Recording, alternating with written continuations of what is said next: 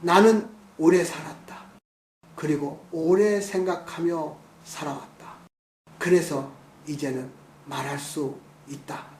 사람의 인생에서 가장 늦기 전에 버려야 할 것이 무엇인지를, 만약 당신이 쉰을 넘겼는데도 여전히 이것을 쥐고 있다면 나는 조심스럽게 그러나 분명히 말하고 싶다. 그 순간부터 당신의 복은 조용히 새어나가고 있을지도 모른다고. 사람들은 흔히 묻는다.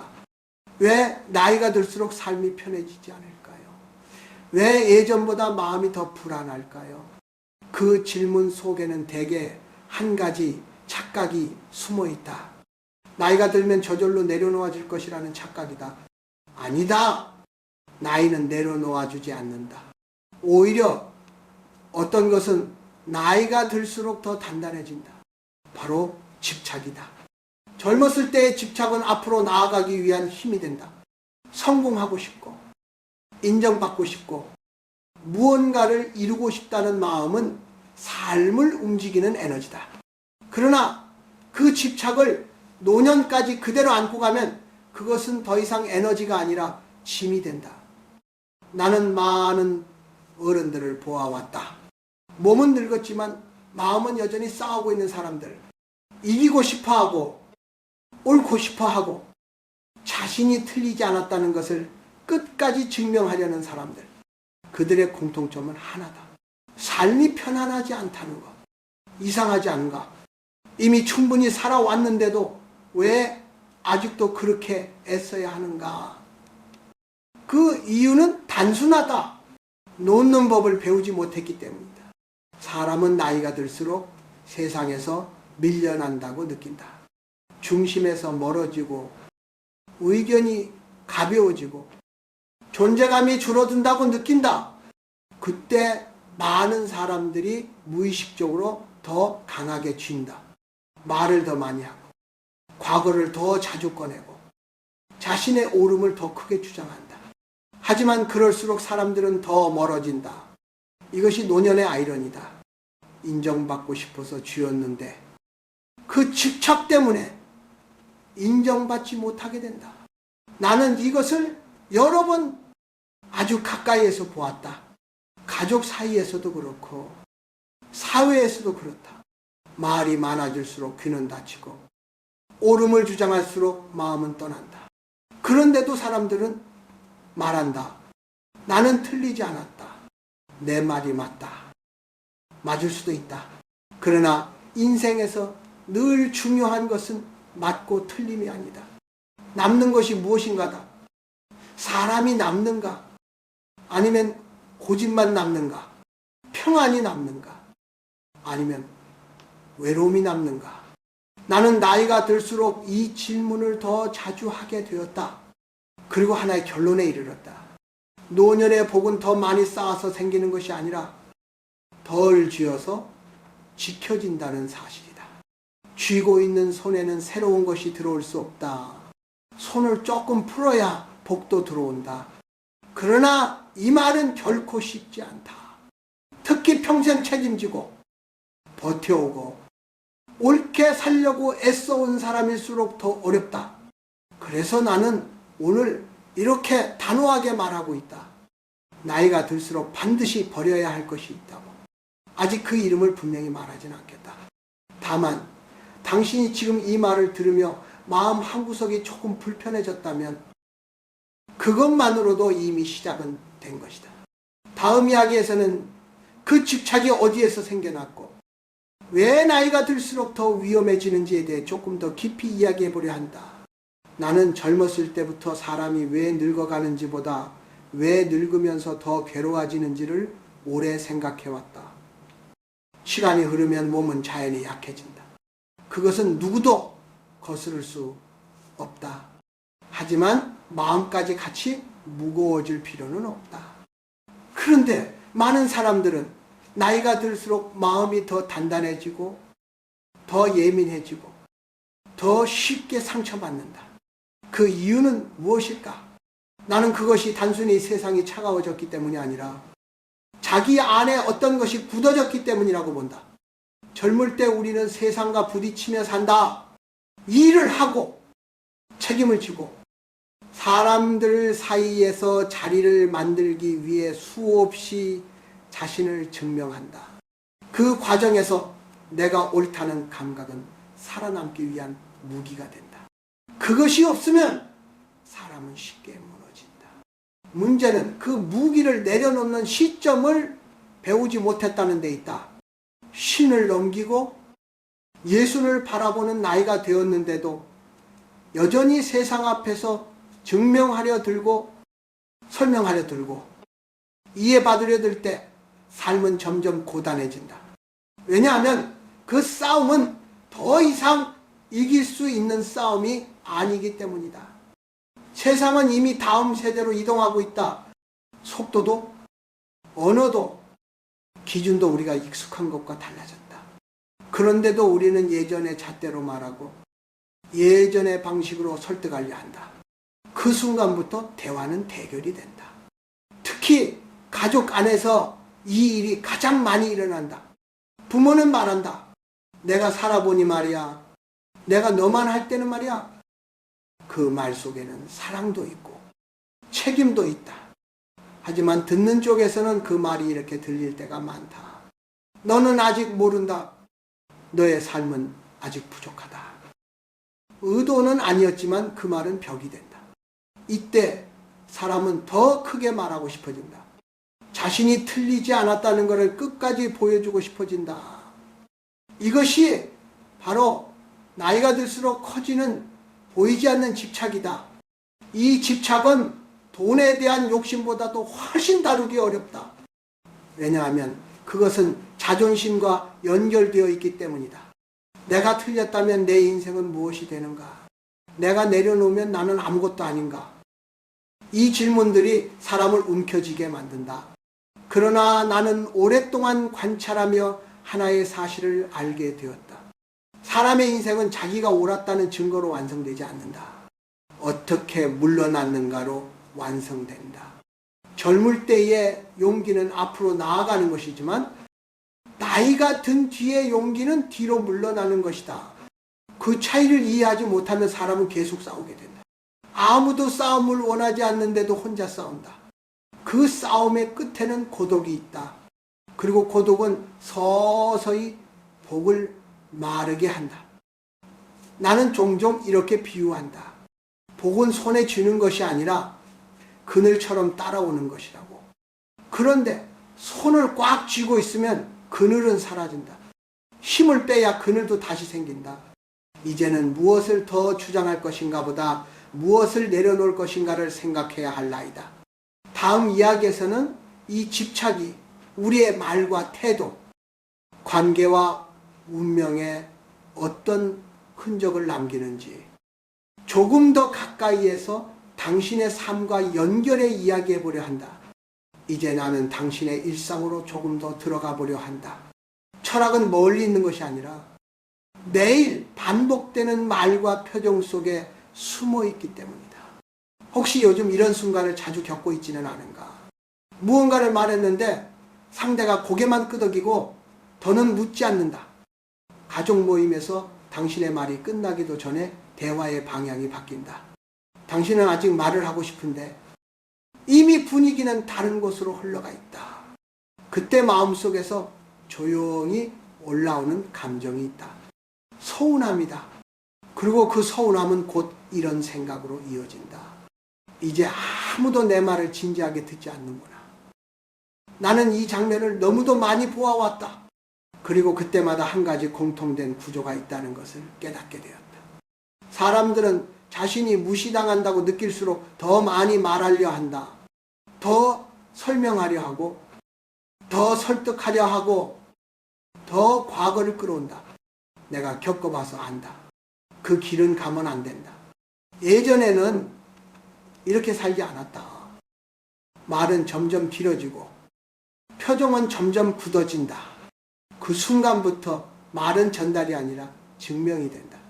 하지만 세상은 증명을 원하는 사람에게 귀를 내주지 않는다. 이것이 나이가 들수록 사람이 느끼는 고독의 실체다. 혼자 있기 때문이 아니라 자꾸만 밀려난다고 느끼기 때문이다.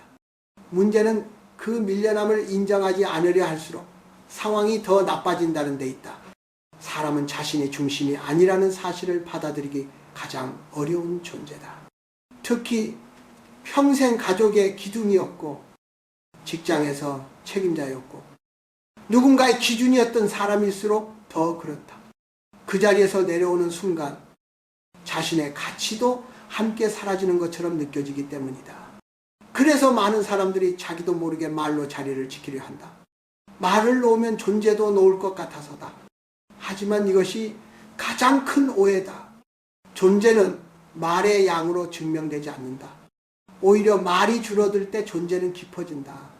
나는 오래전부터 이런 생각을 해왔다. 인간의 생애는 앞으로 갈수록 무대의 중심에서 천천히 물러나는 연습이라고. 젊을 때는 밝은 조명 아래에서 목소리를 높여야 한다. 그래야 세상이 알아본다. 하지만 나이가 들면 조명에서 벗어나 그늘로 들어갈 줄도 알아야 한다. 그 그늘이 다음 세대에게는 쉼이 된다. 그런데 그늘로 들어가지 못하면 사람은 계속 빛을 요구하게 된다. 그리고 빛을 주지 않는 세상을 원망하게 된다. 이 원망이 말투에 스며들고 표정에 남고 관계에 금이 간다. 나는 조용히 묻고 싶다. 당신은 지금 무엇을 지키고 있는가? 정말로 당신 자신인가? 아니면 내가 아직 중요하다는 느낌인가? 그 둘은 닮아 보이지만 전혀 다르다. 중요하다는 느낌에 매달릴수록 사람은 불안해진다. 왜냐하면 그 느낌은 언제든 사라질 수 있기 때문이다. 반면 자기 자신으로 충분하다고 느낀 사람은 설명할 필요가 없다. 증명할 필요도 없다. 그저 거기에 있을 뿐이다. 그 차이가 노년의 얼굴을 만든다. 어떤 얼굴은 늘 긴장되어 있고 어떤 얼굴은 조용히 풀려 있다. 나는 그 차이가 운이나 성격 때문이 아니라 무엇을 붙잡고 있느냐의 차이라고 생각한다. 다음 이야기에서는 이 붙잡음이 우리의 운과 복, 그리고 남은 시간의 질을 어떻게 바꾸는지에 대해 조금 더 깊이 말해보려 한다. 이제는 어떻게 살아야 하는가를 조용히 이야기할 차례다. 이 단계에서 중요한 것은 새로운 지혜를 더하는 것이 아니라 이미 알고 있던 것을 생활 속에서 덜어내는 일이다. 나이가 들수록 삶은 복잡해질 필요가 없다. 오히려 단순해질수록 마음은 깊어진다. 그런데 우리는 그 반대로 가는 경우가 많다. 설명은 늘어나고 판단은 빨라지고 말은 점점 많아진다. 이 모든 것의 중심에는 놓지 못한 내가 옳다는 마음이 있다. 나는 이렇게 권하고 싶다. 하루에 한 번 자신에게 묻는 연습을 해보라고. 이 말을 꼭 해야 하는가? 이 설명이 정말 필요한가? 이 상황에서 내가 이겨야 하는가? 대부분의 경우 대답은 아니오다. 특히 관계에서 그렇다. 나이가 들수록 관계는 설득의 문제가 아니라 호흡의 문제가 된다. 상대를 이해시키려 들수록 관계는 멀어지고 그대로 두면 의외로 오래간다. 모욕을 느끼는 순간에도 마찬가지다. 누군가 당신을 가볍게 대했다면 그 순간 즉시 자존심이 반응할 것이다.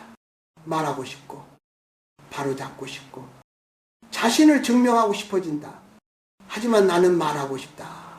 그 순간 한 발 물러서는 것이 패배가 아니라 품격이라는 것을, 품격은 자신을 설명하지 않아도 흔들리지 않는 상태다. 그 상태에 들어가면 상대의 말은 당신을 건드리지 못한다. 이것은 연습이 필요하다. 오래 붙잡아온 습관이기 때문이다. 그래서 아주 작은 실천부터 시작해야 한다. 말을 줄이는 연습, 침묵을 견디는 연습, 상대의 말을 끝까지 듣고 판단을 미루는 연습. 이 연습은 처음에는 불편하다. 자기 자신이 사라지는 것처럼 느껴질 수도 있다. 그러나 그 불편함을 조금만 지나면 놀라운 일이 생긴다. 마음이 가벼워진다. 사람들과의 마찰이 줄어든다. 하루가 짧게 느껴진다. 그리고 무엇보다 자신을 미워하지 않게 된다. 나이가 들수록 가장 쉽게 무너지는 것이 자기 존중이다. 남이 인정해주지 않으면 자기 자신도 자신을 인정하지 않게 된다. 그래서 더더욱 외부의 평가로부터 한 발 떨어져 있어야 한다. 나는 이미 충분히 살았다. 나는 누군가의 동의 없이도 존재할 수 있다. 이 문장을 마음속에서 조용히 반복해 보라. 삶의 후반부는 성과를 증명하는 시간이 아니다. 태도를 정리하는 시간이다. 태도가 정리되면 운도 달라진다. 운이란 크게 보면 사람이 머무는 공기의 결이다. 날카로운 공기에는 복이 오래 머물지 않는다. 부드러운 공기에는 사람과 기회가 자연스럽게 머문다. 그래서 나는 말한다. 나이가 들수록 말을 낮추고 속도를 늦추고 자기 주장을 줄이라고. 그것이 자신을 지키는 길이며 오래 복을 지키는 방법이다. 다음 이야기에서는 이 모든 선택들이 한 사람의 마지막 풍경을 어떻게 바꾸는지, 그리고 우리가 끝에 가서 꼭 붙잡아야 할 단 하나의 태도에 대해 이야기하려 한다. 이제 이야기를 마칠 시간이다. 나는 이 말을 어떤 결론처럼 말하고 싶지 않다. 다만 오랫동안 생과 죽음, 말과 침묵, 어둠과 이름을 바라보며 조용히 도달한 한 지점이라고 생각해주면 좋겠다. 사람은 마지막에 가서야 무엇이 중요했는지를 알게 된다. 그때 가장 자주 떠올리는 것은 성공도 아니고 옳았던 순간도 아니다. 대부분의 사람들은 이렇게 말한다. 조금 더 부드럽게 살 걸, 조금 덜 고집할 걸, 조금 더 내려놓을 걸. 그 말 속에는 늦게 깨달은 진실이 담겨있다. 인생의 복은 젊을 때 얻는 상이 아니다. 끝까지 함께 가는 동반자에 가깝다. 그 동반자는 소란스러운 사람을 좋아하지 않고 늘 이기려는 사람 곁에 오래 머물지 않는다. 복은 자기 자리를 아는 사람, 물러날 때를 아는 사람, 침묵 속에서도 자신을 잃지 않는 사람을 따른다. 그래서 나는 이렇게 말하고 싶다. 나이가 들수록 반드시 버려야 할 것은 체력도 아니고 꿈도 아니고 의지도 아니다. 버려야 할 것은 끝까지 쥐고 있으려는 마음이다. 그 마음은 처음에는 자신을 지켜주지만 나중에는 자신을 고립시킨다. 사람을 멀어지게 하고 운을 마르게 한다. 손을 꼭 쥔 채로는 누군가의 손을 잡을 수 없고 새로운 것을 받을 수도 없다. 손을 조금 풀어야 삶이 다시 흐르기 시작한다. 노년의 지혜는 더 많은 말을 아는 데 있지 않다. 하지 않아도 될 말을 하지 않는 데 있다. 더 많은 선택을 하는 데 있지 않고 하지 않아도 될 선택을 줄이는 데 있다. 삶의 마지막으로 갈수록 길은 좁아진다. 그 좁은 길에서는 짐이 적을수록 덜 흔들린다. 오늘 당신이 이 이야기를 들으며 마음 한편이 조금 조용해졌다면 그것으로 충분하다. 당장 바뀌지 않아도 좋다. 다만 기억해 두라. 지켜야 할 것은 체면이 아니라 평안이고 증명이 아니라 여백이며 이김이 아니라 부드러움이라는 것을, 부드러움은 약함이 아니다. 시간을 통과한 가장 단단한 힘이다.